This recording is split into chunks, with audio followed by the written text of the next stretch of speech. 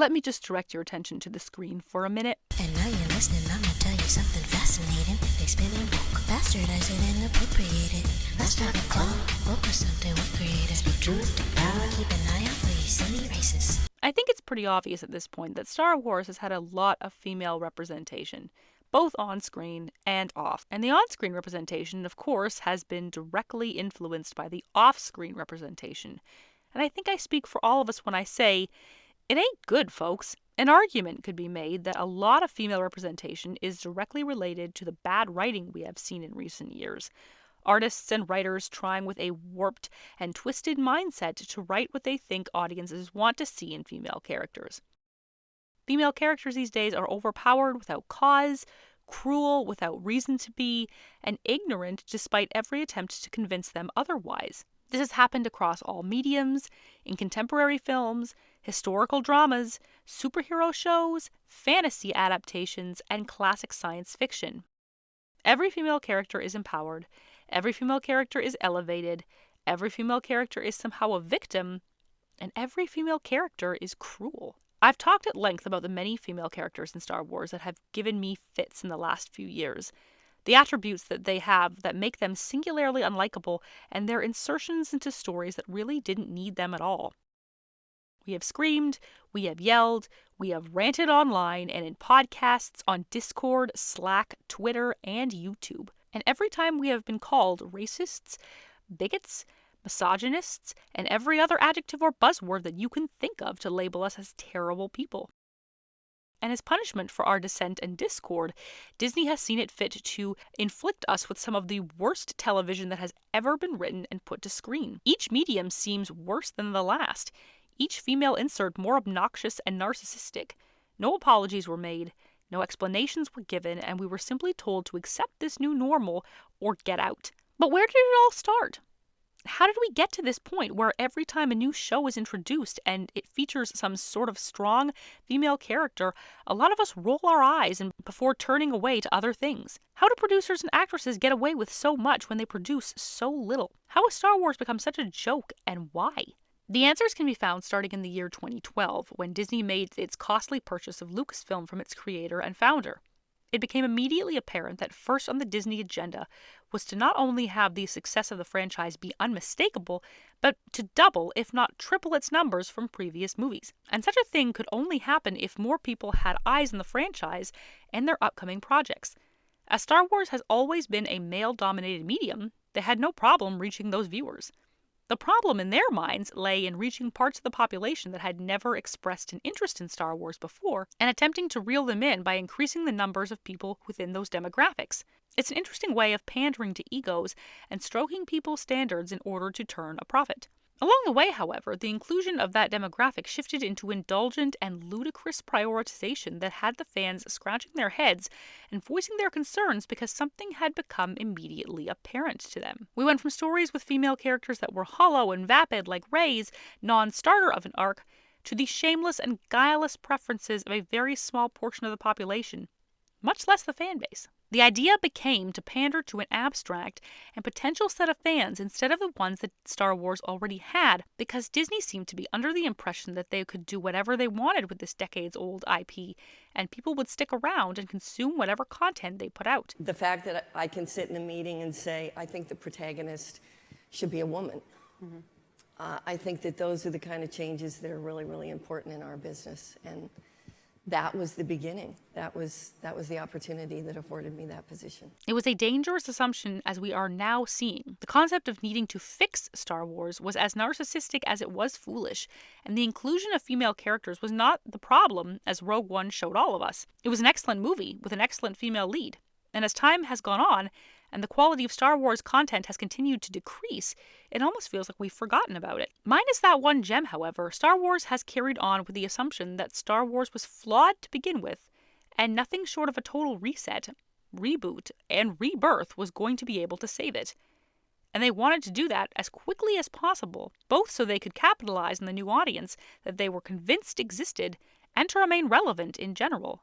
And in doing so, they have alienated a large portion of the fan base who might have been excited in the beginning to see Star Wars being taken on by a powerhouse and proven success story like Disney. So the result was an unintentional, or an intentional, depending on what conspiracy theories you subscribe to, gap between the guys and the girls, and all of this was perpetuated by Lucasfilm itself. One of the things that I think has been universally appreciated by Star Wars fans are its attempts to discuss topics that apply to all races and genders. Themes of democracy, philosophy, the corrosive nature of power, and the lasting legacy and importance of family. It had characters that faced incredible odds and walked the thin lines between victory and disaster. It dealt with heartache and betrayal. All of these concepts do not depend on gender to be spoken of, and no specific group has the market on one concept versus another group who may not. And yet, in these days, those universal concepts that we all dealt with, found interesting, and wanted to see discussed have been exchanged in favor of girl bosses who are all angry, all vindictive, all vengeful, and most importantly, all the same. And we can wholeheartedly blame the rebrand for this. The agenda that is being pushed is sickeningly unfeminine, especially with actresses and the like who are going out of their way to either pander to the fans or rewrite the history of Star Wars through characters that are usually male. The notion they have perpetuated for the last 10 years or so, and continue to perpetuate, is that Star Wars is not for women, and has never been about women. That women have never had places of power within Star Wars because there have never been female characters who were main characters within Star Wars. This is an incredibly untrue and corrosive idea. In the original trilogy, there was as much masculinity as there was femininity.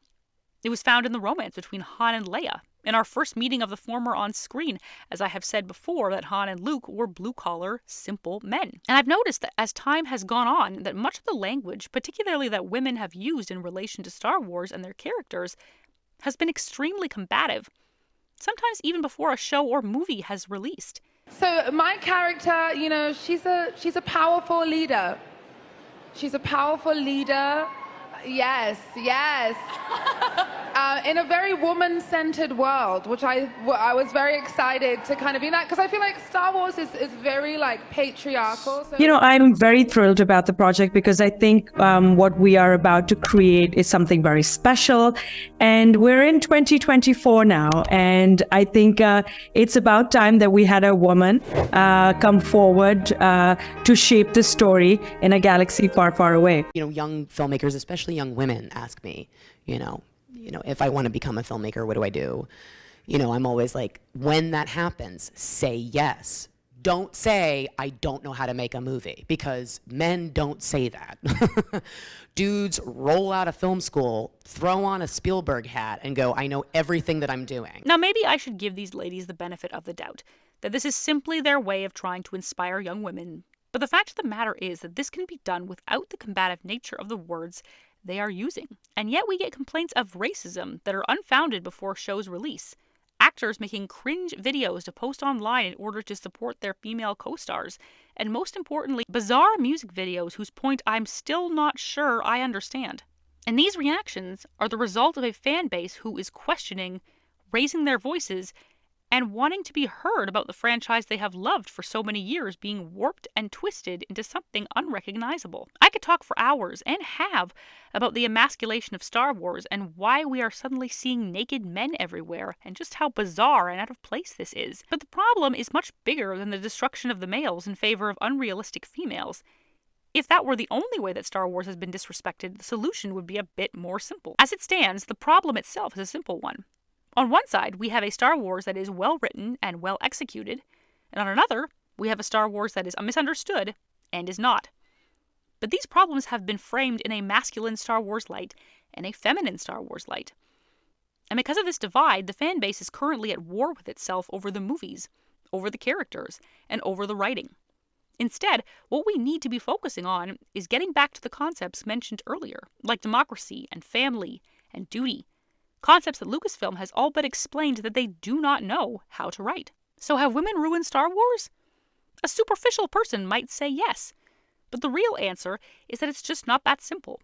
Yes, a lot of Star Wars problems have been perpetuated by women, but don't forget that there's a man at the top of it all who is greenlighting decisions, or at the very least ignoring the ones that are being made, making him just as complicit. There is a flagrant bias between sexes at Lucasfilm when all that should really matter is telling good stories and no one should have a market on who should be telling those stories. But because this victimhood narrative has stemmed from the general idea of wanting to increase their demographics and get more women into Star Wars, a roadblock has been set up that has yet to be removed. And that roadblock is built with the bricks of combative language, unaddressed sexism, flagrant disregard, and staggering ignorance. Will that roadblock be removed soon? I hope so. But the cynic in me that rolled over, got out of bed, and stormed out of the room in a fury after watching The Acolyte has yet to be convinced. Thanks so much for watching this video, guys. Be sure to let me know what you think down in the comments section, and let the conversations begin. Until next time, everyone.